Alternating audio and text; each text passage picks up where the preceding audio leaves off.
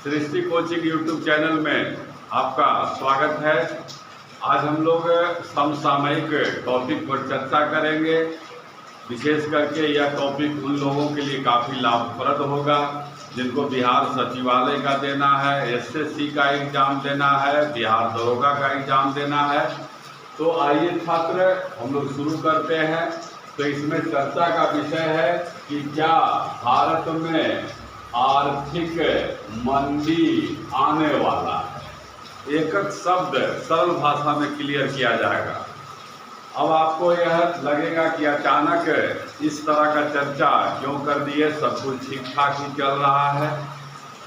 तो भारत में आपको पता है कि भारत का केंद्रीय बैंक, बैंकों का बैंक, सरकार का बैंक और अंतिम ऋणदाता किसको कहा जाता है? तो आंसर है भारतीय रिजर्व बैंक को कहा जाता है। आरबीआई ने हाल में एक घोषणा किया है कि संभावना है कि जो विदेशी निवेशक हैं, विदेशी निवेशक, फॉरेन इन्वेस्टर जो हैं, विदेशी संस्थागत निवेशक भी कहा जाता है, वह लगभग भारत से 100 बिलियन डॉलर पैसा जो है निकाल सकते हैं, जो हमारा जीडीपी सकल घरेलू उत्पाद का लगभग 3.2% है। यह पैसा निकल जाएगा तो भारतीय अर्थव्यवस्था को काफ़ी नुकसान होगा।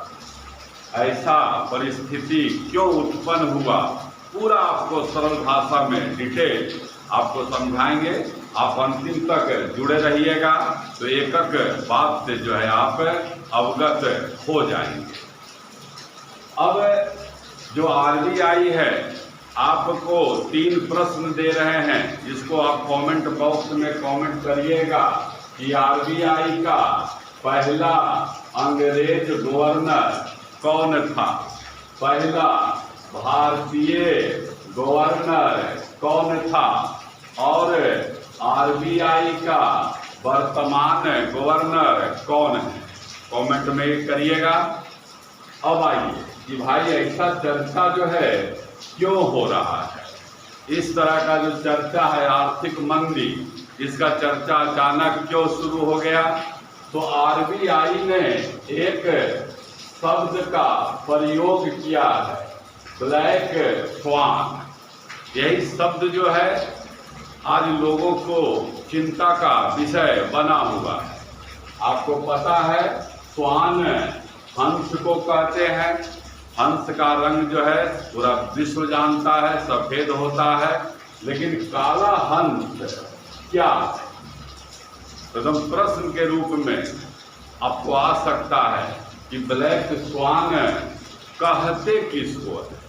तो ब्लैक स्वान वह आर्थिक परिस्थिति, वह आर्थिक स्थिति जिसका पहले से कल्पना नहीं किया जा सके। ध्यान रखिएगा, ये सीधा क्वेश्चन है कि वह आर्थिक परिस्थिति जिसका पहले से कल्पना नहीं हो, उस परिस्थिति के लिए ही ब्लैक स्वान जो है शब्द प्रयोग किया जाता है। तो यहाँ पर आपको यह क्लियर हो गया।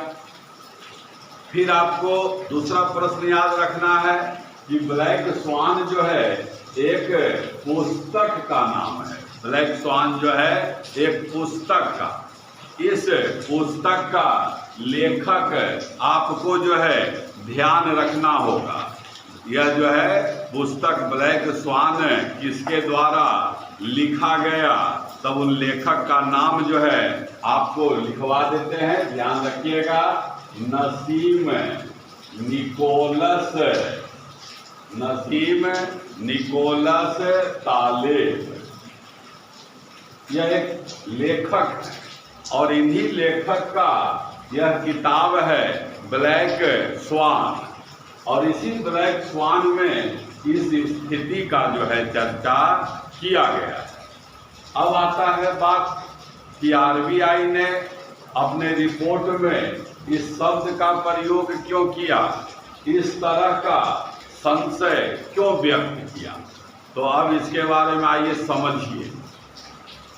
जिस समय भारत में कोरोना काल चल रहा था, जिस समय सारा अर्थव्यवस्था विश्व का खराब हो गया था, उस समय भी हमारा भारतीय शेयर बाजार जो है, जिसमें बॉम्बे स्टॉक एक्सचेंज है, नेशनल स्टॉक एक्सचेंज है, इन लोगों का सूचकांक जो है, इंडेक्स लगातार बढ़ रहा था। ध्यान रखिएगा, कोरोना काल में सारा व्यवस्था, सारा आर्थिक स्थिति रुका हुआ था। उस समय भी हमारा शेयर सूचकांक जो है लगातार बढ़ रहा था। इसका वजह तो कड़ी से कड़ी जोड़कर आप समझिएगा, पूरा कंसेप्ट जो है आपका क्लियर हो जाएगा।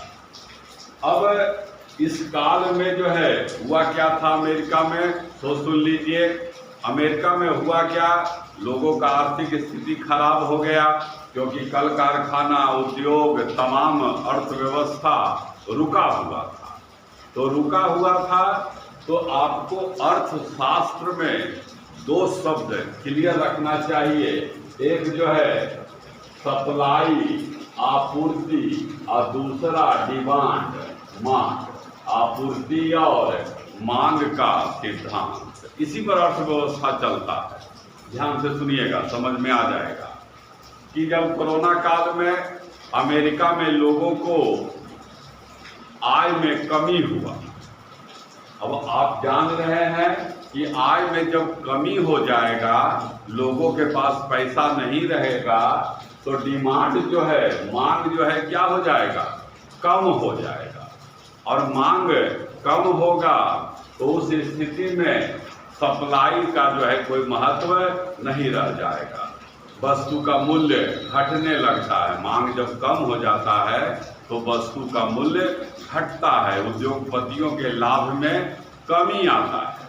तो मांग को बढ़ाने के लिए, कि मांग बढ़ेगा तभी प्रोडक्शन जो है बढ़ेगा, मांग को बढ़ाने के लिए अमेरिका के द्वारा अपने नागरिकों को काफी अधिक आर्थिक सहायता जो है किया गया। लोग के पास पैसा आ गया तो लोगों का मांग बढ़ा, और मांग बढ़ा तो जो उद्योग, कल कारखाना था, वह जो है चल पड़ा। इसी समय जो अमेरिका के लोग थे, उन्होंने भारतीय शेयर बाजार में भी जो है पैसा लगाया, भारतीय शेयर को खरीदा। अब यहाँ पर दो शब्द आपको क्लियर करते हैं था कि जो विदेशी निवेशक हैं वह दो तरह का निवेश करते हैं। एक को कहा जाता है FDI, डायरेक्ट फॉरेन इन्वेस्टमेंट, और एक को कहा जाता है PFI, पोर्टफोलियो फॉरेन इन्वेस्टमेंट। सीधा याद रखिएगा कि वह निवेश जिसमें पूंजी और तकनीक दोनों का प्रयोग हो, तो उस निवेश को FDI कहते हैं, डायरेक्ट फॉरेन इन्वेस्टमेंट। ये सब शब्दावली याद रखिएगा।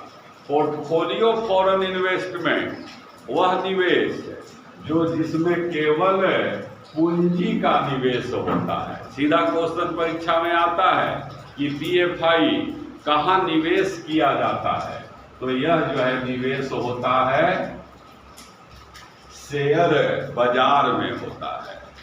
तो जब अमेरिका के लोगों को पैसा मिला सरकार के द्वारा, तो उन लोगों ने PFI के माध्यम से भारतीय शेयर बाजार में जो है निवेश किया था। जो हम यहाँ चर्चा किए थे कि कोरोना के काल में यह क्यों बढ़ रहा था, तो उसका वजह यही था कि अमेरिकी नागरिक जो है भारतीय शेयर को खरीद रहे थे। जब शेयर का दाम बढ़ने लगा तो भारतीय लोगों ने भी शेयर खरीदना शुरू किया। परिणाम क्या हुआ कि और जो है शेयर का मूल्य बढ़ता गया। ध्यान से सुनिएगा। अब इसके बाद क्या हुआ, क्योंकि मांग जब बढ़ता है, ध्यान दीजिएगा, जब मांग बढ़ता है तब वस्तु का मूल्य बढ़ जाता है। मांग बढ़ता है तो वस्तु का मूल्य बढ़ता है, और वस्तु का मूल्य बढ़ने का अर्थ क्या है? महंगाई बढ़ जाना। अभी विश्व स्तर पर जो है महंगाई जो है बढ़ा हुआ है। यह महंगाई जो है विभिन्न देशों के सरकार के लिए चिंता का विषय बना हुआ है। अब महंगाई पर नियंत्रण करने के लिए, महंगाई को कम करने के लिए क्या किया जा रहा है अमेरिका के द्वारा? अच्छा देखिए, यहाँ क्वेश्चन याद रखिएगा। जैसे हमारा केंद्रीय बैंक RBI है, आप कमेंट बॉक्स में लिखिएगा अमेरिका का केंद्रीय बैंक को क्या कहते हैं। अमेरिका का केंद्रीय बैंक जो है याद कर भी लेना है, फेडरल बैंक कहते हैं। इस फेडरल बैंक ने क्या किया? ब्याज दर बढ़ा दिया।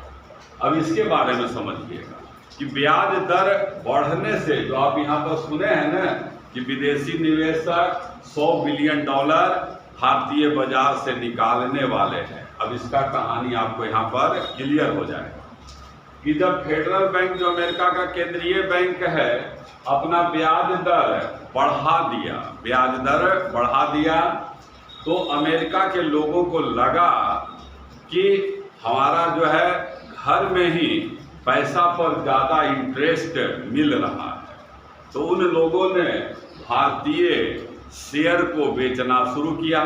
क्या जरूरी है घर के बाहर जाके कमाना? जब घर में ही अच्छा पैसा मिल रहा है तो लोग घर में ही पैसा लगाना उचित और सुरक्षित दोनों समझते हैं।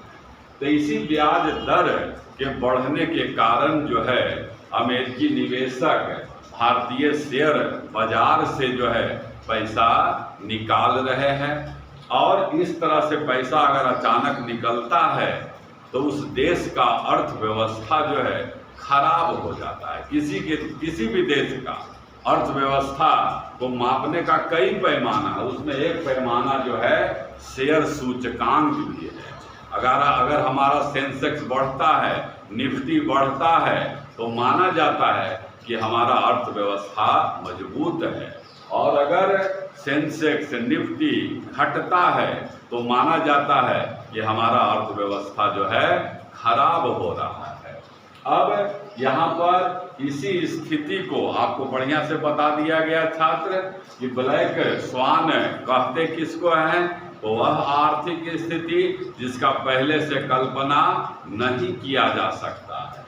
और अगला बता दिया गया कि भारतीय शेयर बाजार से विदेशी निवेशक $100 बिलियन क्यों निकालने का संभावना RBI ने व्यक्त किया है।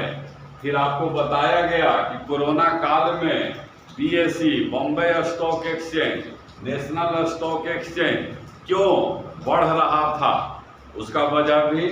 अब हमारा जो शेयर बाजार है गिर रहा है, उसका वजह क्या है?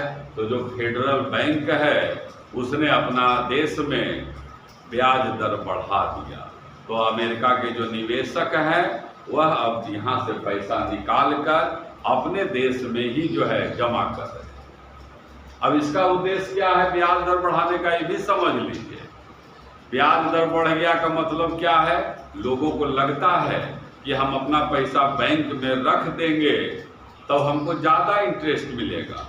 इसके कारण तरलता, लिक्विडिटी जो है बाजार में घट जाता है, बाजार में पैसा कम हो जाता है, और पैसा कम हो जाएगा तो मांग क्या होगा छात्र? पैसा कम होगा तो मांग कम हो जाएगा, और किसी वस्तु का मांग कम होगा तो यहाँ पर जो है वस्तु का महंगाई, वस्तु का मूल्य नियंत्रित रहता है। विभिन्न सरकार का यही अभी जो है प्रयास है। आपको यहाँ पर एक शब्द मंदी प्रयोग किया गया। मंदी का अर्थ क्या होता है कि वस्तु का उत्पादन तो होता रहे लेकिन उसका मांग जो है बाजार में नहीं रहे, तो उस स्थिति को जो है मंदी कहा जाता है। इस तरह का मंदी जो है 2008 ईस्वी में भी आया था। तो यह तमाम जानकारी आपको बेहतर ढंग से उपलब्ध कराया गया, जिसको आप ध्यान से देखिए, सुनिए।